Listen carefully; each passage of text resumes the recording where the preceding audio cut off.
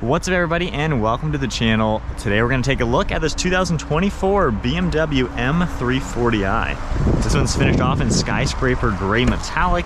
MSRP is $64,000. This one is a rear-wheel drive version. You can also opt for the X-Drive all-wheel drive. But let's see what is underneath the hood. So you're going to see that 3-liter inline 6-cylinder turbocharged motor. It does have a mild hybrid system. Overall, it makes 382 horsepower with 369 pound-feet of torque. 0 to 60 for the rear-wheel drive is about 4 seconds. X-Drive's about 3.7. This also runs on a 15.6 gallon fuel tank, and you're looking at 23 miles per gallon in the city with 31 on the highway. Moving to the styling, it's a really classy car, really can't complain. No bad angle, nice aggressive front end design. I especially like the blacked out housings on these LED headlights. Cool looking DRLs, gloss black kidney shaped grille with functional openings, forward facing camera, and you can also see openings down below with sensors. Nice aggressive design over here. There are functional inlets to let air pass through the tires. So nice car. I mean, it's nice and elegant, a grown-up looking car I would say. And then at the side profile, we have the M compound brake pads with the red calipers. You also can see cool two-tone for the split 5-spoke wheels. Sharp body lines as well. And then you have the gloss black mirror caps, turn signal, as well as a side view camera. We have our body color grab handles, and then all the gloss black trims surrounding the windows. And then you can see the sunroof up on top. Overall side profile is pretty nice, has really good proportions. And then you can see how the rear fender bulges outward a little bit just to add to that aggressive style. Got a sharp body line throughout it, LED taillights with the red and smoked housing. Got all your badging, trunk mounted spoiler, and then in back we have a pretty cool looking diffuser, dual exhaust tips, and then all of your parking sensors. So let's go ahead and take a look at the trunk underneath the logo. We can pop that. You have a pretty good amount of space in here. This is a roomy car without being overboard and large. So nice to see that kind of space. Also pull these, pop that open, and then entering the rear door, you can see the black on the door panel. You got some ambient lighting, Harman Kardon audio system, and then the perforations on the seats. Then if we fold these down, you can see how everything will go. They're gonna be nice and flat, a good opening into that trunk to make this a really useful car. And then just opening this up, hopping inside. Now at 5'11" sitting here, with the driver's seat at my height, you have a lot of room.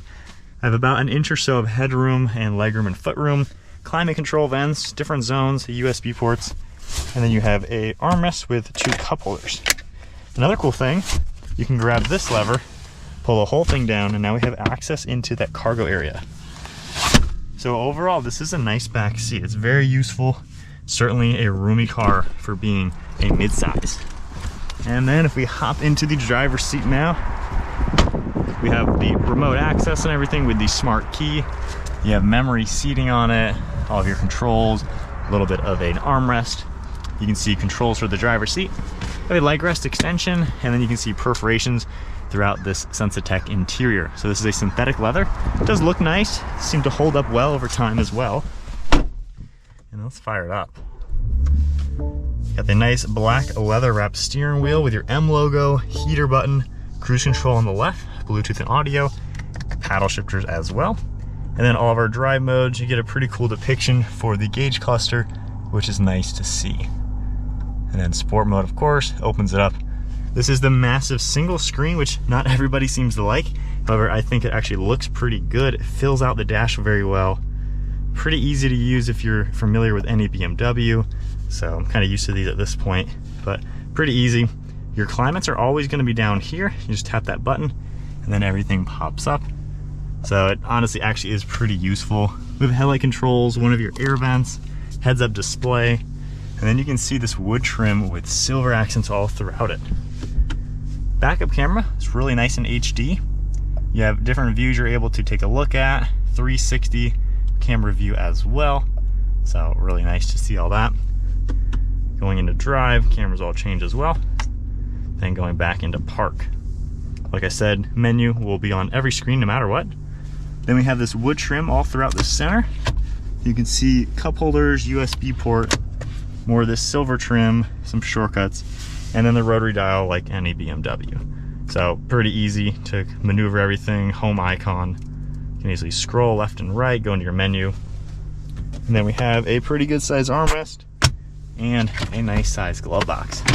This also has the sunroof up on top. You can just pull that open, get your nice sunshade, good view around. LED dome lights, 3 different garage door buttons, and overall a pretty nice place to be.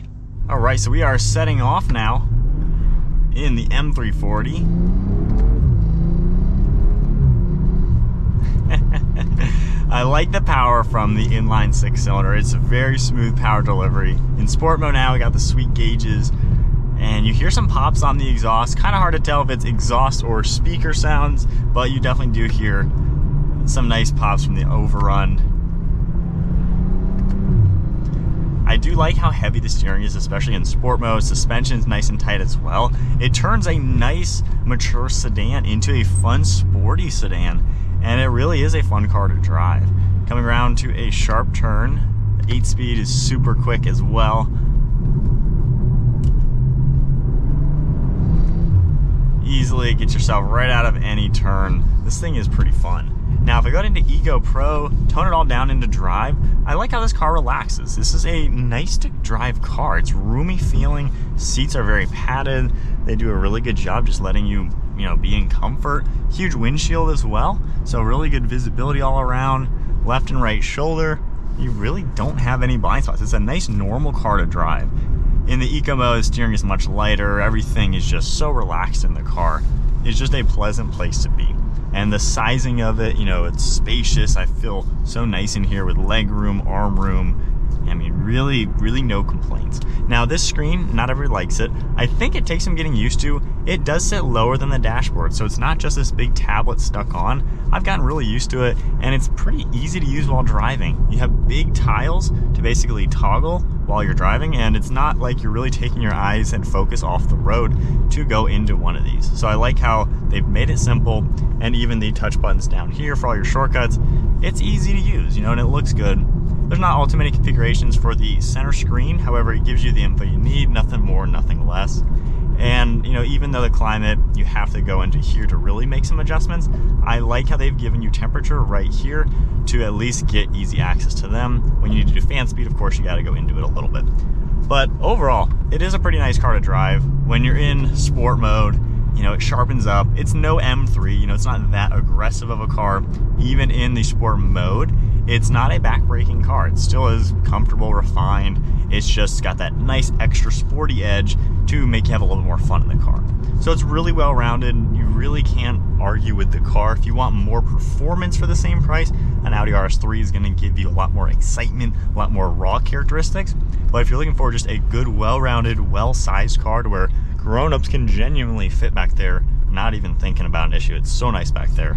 I mean, this is just really well-rounded for the space. And you get the M Sport with all the fun factor too. So it's a good, comfortable luxury car with the sport touch. Can't complain.